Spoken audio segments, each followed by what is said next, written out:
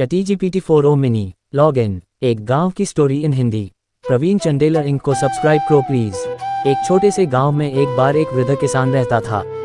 उसका नाम रामू था और उसकी एक छोटी सी झोपड़ी थी जिसमें वह अपनी गाय और कुछ खेतों के साथ खुशहाल जीवन जीता था। गांव वाले रामू की ईमानदारी और मेहनत के लिए उसे बहुत मानते थे। एक दिन गांव में एक बड़ा आयोजन हुआ। लोग सभी अपने अपने घरों से बाहर निकलकर मेले में शामिल हुए। रामू भी मेला देखने गया।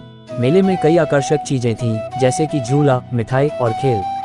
लेकिन एक चीज ने उसकी खास ध्यान खींचा, एक बेतहाशा महंगा और सुंदर सोने का कटोरा। वृद्ध रामू ने सोचा कि अगर वह ये कटोरा खरीद सके तो उसे अपनी झोपड़ी की सजावट में इस्तेमाल कर सकता है।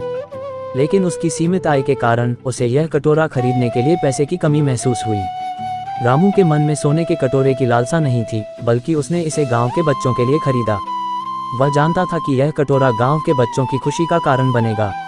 उसने अपने खेतों की सारी फसल बेच दी और उस कटोरे को खरीद लिया। जब उसने कटोरा गांव के बच्चों को दिखाया तो उनकी खुशी का ठिकाना नहीं रहा। बच्चों ने कटोरे को देखकर खुशी से झूम उठे और रामू की सराहना की।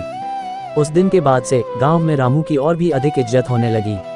उसने ये साबित कर दिया कि सच्ची खुशी और सम्मान का मूल दूसरों की खुशी में है।